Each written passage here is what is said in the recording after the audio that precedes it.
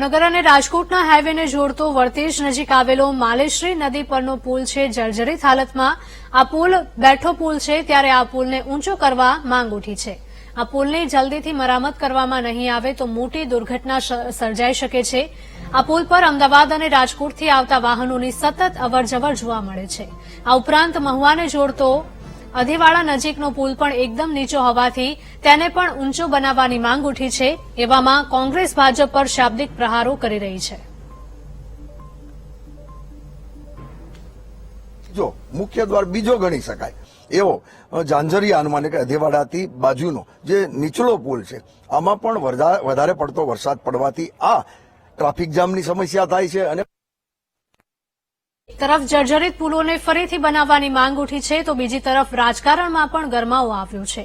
એવામાં collector R.K.. મહેતાએ જણાવ્યું હતું કે નેશનલ હાઈવે ઓથોરિટીની રાજકોટ ઓફિસમાં જાણ કરવામાં આવી છે।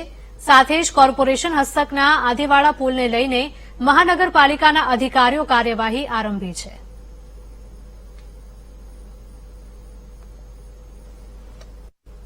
વર્તેજથી જે માલેશ્રી નદીનો પુલ છે એ જૂનો રાજકોટ હાઈવે એ નેશનલ હાઈવે ડિવિઝન રાજકોટથી એનું કામ થાય છે।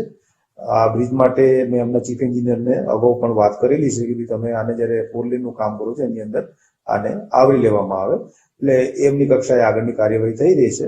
એમનું અહીંયા સ્થાનિક કચેરી નથી, એમના ડેપ્યુટી એન્જિનિયર અમરેલી બેસે છે, પણ એમના ધ્યાને મૂકવામાં આવેલું છે।